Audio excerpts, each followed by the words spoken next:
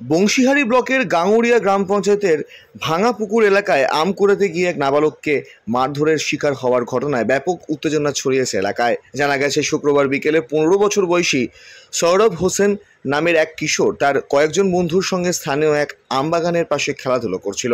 আচমকাই একটি আম পুকুরে পড়ে গেলে ছেলেরা সেই আম কুড়াতে পুকুরে নামে।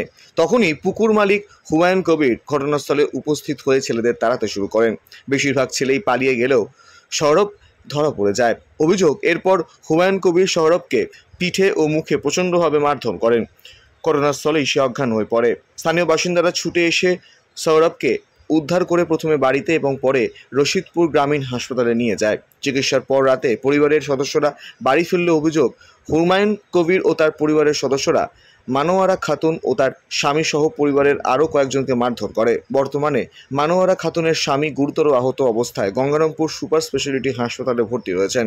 এ নিয়ে মনোয়ারা খাতুন শুক্রবার দুপুরে বংশীহারি থানায় লিখিত অভিযোগ দায়ের করেছেন।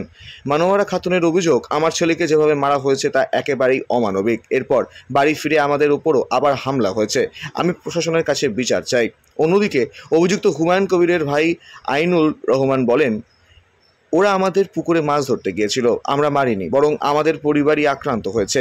এই ঘটনাকে কেন্দ্র করে এলাকায় চাঞ্চল্য ছড়িয়েছে। পুলিশ ঘটনা তদন্ত শুরু করেছে বলে জানা গেছে। আম কুড়াতে যেয়ে মেরেছে ওরা, আইনুলের ছেলে হুমায়ুন কবির।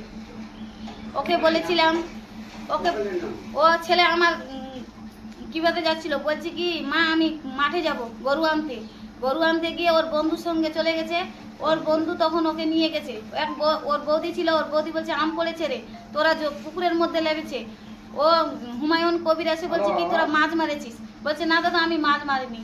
তারপরে অত্যাচার কি সেই মারধর হয়েছে। ওকে 2 থাপ্পড় মেরে দিয়েছে। ছেলেটার নাম আসানকে 2 চড় মেরে ওকে তাড়িয়ে দিয়ে ওকে খচ্ছে, কান টান কামাল ফাটাই দিয়েছে। ফাটার পর তখন আমার ছেলেটা বলছে আমি মারিনি দাদা, বলছে না তুই কিভাবে পড়েছিস, তুই মাছ মেরেছিস, বলছে না দাদা আমি মারিনি। তখন ওকে বেহুশ করে ফেলাই দেওয়ার পর তখন ওকে কি বলছে কি তোকে আমি এখন মেরে ডুবাই পুকুরের মধ্যে মারে ফেলবো।